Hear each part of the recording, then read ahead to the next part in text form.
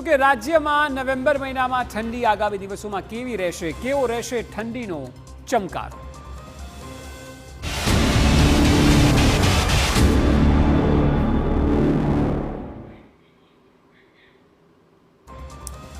November મહિનો પતવા આવ્યો છે ત્યાં હવે ખરી ઠંડીનો અનુભવ લોકોને થઈ રહ્યો છે। જો કે રાહતની વાત તો એ છે કે આગામી 7 દિવસ સુધી તાપમાનમાં કોઈ ફેરફાર નહીં થાય તેવું હવામાન વિભાગનું કહેવું છે। જો કે ડિસેમ્બર મહિનાથી ઠંડી બરાબરનો કહેર રાજ્યમાં મચાવી શકે છે અને તેવી પૂરેપૂરી શક્યતાઓ છે।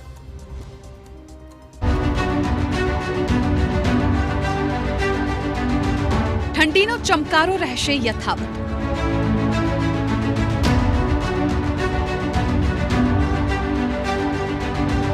7 દિવસ હજુ રહેશે ઠંડીનો કહેર।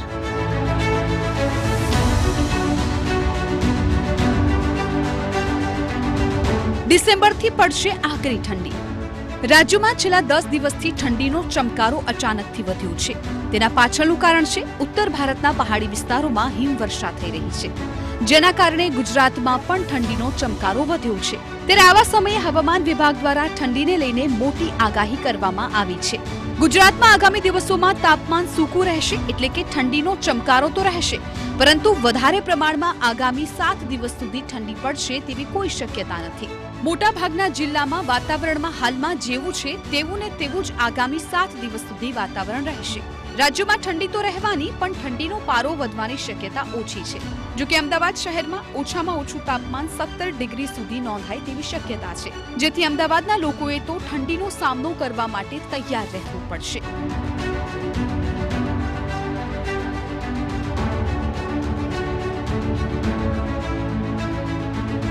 હવામાન વિભાગની આગાહી મુજબ આગામી 5 દિવસ ગુજરાતના લઘુત્તમ તાપમાનમાં મોટો કોઈ ફેરફાર જોવા નહીં મળે।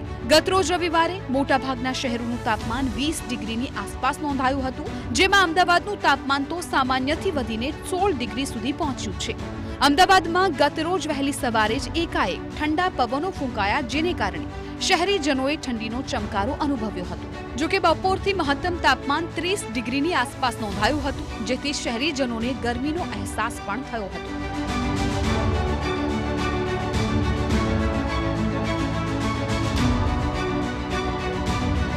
આગાહીકાર પરેશ ગોસ્વામીની આગાહી પ્રમાણે ગુજરાતમાં હાલ આવી જ ઠંડી રહેશે।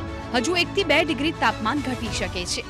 પવનની જે દિશા છે એને કારણે પણ તાપમાનમાં ઘટાડો થવાનો છે, બરફવર્ષા પણ થઈ રહી છે અને મહત્વનું છે કે આ જે પવનની દિશા છે એ ઉત્તર પૂર્વની જ રહેવાની છે, એટલે ગુજરાતમાં હમણાં કોઈ ઝાકળ વર્ષાનો રાઉન્ડ આવે તેવી શક્યતાઓ નથી। કમસે કમ એટલું કહી શકાય કે 5 થી 7 દિવસ સુધી રાજ્યના કોઈ વિસ્તારમાં ઝાકળ વર્ષાની શરૂઆત થાય તેવી શક્યતાઓ નથી। હા, એક ચોક્કસથી છે કે એકલ દોકલ સેન્ટરની અંદર કોઈ લોકલ ભેજને કારણે કે નદી કાંઠા કોઈ મોટી નદીઓ પસાર થતી હોય, નદી કાંઠા વિસ્તારની અંદર ઝાકળ વર્ષા કે ધુમ્મસ જોવા મળે વહેલી સવારે, એ અપવાદરૂપ રહેશે, પણ એ બહુ સીમિત વિસ્તાર અને છૂટાછવાયા કોઈ વિસ્તારો હશે। બાકી મોટાભાગના વિસ્તારોની અંદર હમણાં કોઈ ઝાકળ વરસાદની શક્યતાઓ નથી।